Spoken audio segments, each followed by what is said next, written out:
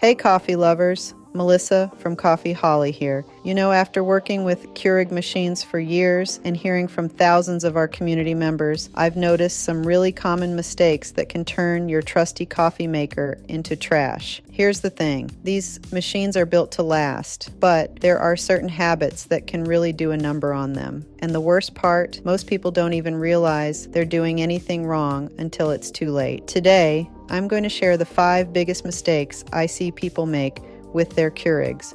Trust me, I've learned some of these the hard way myself. Whether you've got a basic K-Mini or that fancy new K-Supreme Plus, these tips apply to all models. Ready? Let's dive in.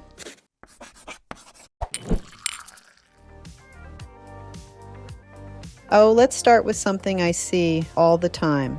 Leaving water sitting in your Keurig for days. You know what I'm talking about, right? That water that's been sitting there since, well, who knows when. Let me tell you a quick story. Last month, one of our Coffee Holli community members couldn't figure out why her coffee started tasting funny. Turns out she'd been topping off the same water in her reservoir for weeks. And unfortunately, I see this happening way too often. That standing water, it's like a little spa for bacteria and mold. I know, gross, right? But it gets worse. Over time, all that stuff can start clogging up your machine's internal parts. So, what's the solution? Super simple, actually. Just empty that reservoir at the end of each day. I know it seems like a hassle, but trust me, it takes, maybe 30 seconds. And when you start brewing the next morning, just fill it with fresh filter water. Let me tell you about this next one, skipping descaling. You know, it's funny because just yesterday in our Facebook group, someone posted a photo of their Keurig that hadn't been descaled in 2 years. 2 years. Here's the thing about water. Even if you're using filtered water, it still contains minerals.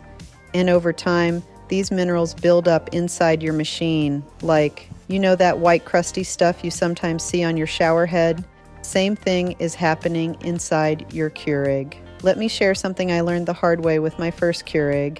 I thought, hey, if it's still making coffee, it must be fine. Well, let me tell you, by the time you notice problems with taste or performance, there's already a pretty thick layer of mineral buildup in there. So what's the fix? You've got to descale regularly. Now, you can use Keurig's descaling solution, or if you're like me, white vinegar works great too. I do mine every 2 months, but if you use your machine a lot or have hard water, you might want to do it more often. Oh, and here's a little trick I discovered. Mark your descaling dates on your calendar.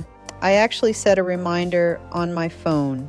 Because let's be honest, who remembers these things? All right, let's talk about using off-brand pods or trying to reuse K-Cups. Now, I get it.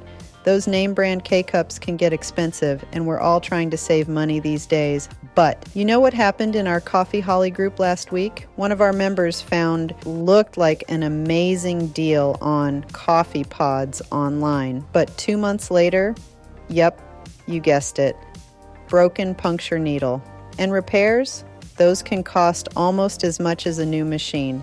Here's what's actually happening inside your Keurig when you use these pods. The puncture needle, you know, that sharp part that pokes holes in your K-Cups, it's designed to work with specific materials and thicknesses. When you use off-brand pods or try to reuse old ones, it's kind of like trying to use the wrong key in a lock. Eventually, something's going to break. So what's the solution? Look, I'm all about saving money, but there are smart ways to do it. If you want to be eco-friendly and save some cash, grab a quality reusable pod. Just make sure it's actually designed for your Keurig model, or watch for sales on genuine K-Cups. I actually post deals in our Facebook group when I find them. Oh folks, this next one makes me cringe every time I see it happen. Running your Keurig when it's empty. You know that horrible noise it makes? Yeah, that's not good. Let me tell you a quick story. Just last month, I was half asleep making my morning coffee, hit the brew button, and nothing came out. My reservoir was bone dry. Luckily, I caught it fast, but man, that could have been bad. Here's why this is such a big deal. Your Keurig's heating element and pump, they're kind of like the heart of your machine. When there's no water flowing through, They're essentially working overtime with nothing to cool them down. It's like running your car with no oil. Recipe for disaster. You know what's crazy? In our Coffee Holli Facebook group, this is one of the most common ways people accidentally kill their machines. Usually happens first thing in the morning when we're not fully awake yet, or late at night when we're tired. All right, folks, let's talk about the last mistake, and this is a big one. Ignoring your Keurig when it's trying to tell you something's wrong. Let me share something that happened in our Facebook group just last week. One of our members noticed their Keurig making this weird gurgling sound, but they kept using it anyway. 3 days later, complete breakdown. But here's the thing, if they'd caught it early, it would have been a super simple fix. So what should you be watching out for? First, listen to your machine. If it starts making strange noises, like gurgling or grinding, that's usually air in the system or a clog forming. Think of it like when your car starts making a funny noise. The sooner you check it out, the better. Then, there's slow brewing. You know when your coffee seems to take forever? That's usually mineral buildup or a blocked needle. And if your coffee strength is all over the place, yep, that's another sign something's not right. Here's what I do, and this has saved my Keurig more than once. As soon as I notice anything unusual, I go through a quick checklist, check for blockages, run a quick descal, look for air bubbles in the reservoir. Takes maybe 5 minutes, but it could save you from having to buy a whole new machine. Well, I'd love to hear from you. Which of these mistakes hit close to home? Drop a comment below. You might help someone else realize they're making the same mistake. Our Coffee Holli community is amazing at sharing experiences and helping each other out. And if you found this helpful, I've got tons more Keurig tips and tricks on our channel. Thanks for watching, everyone. Stay safe, and I'll see you in the next video.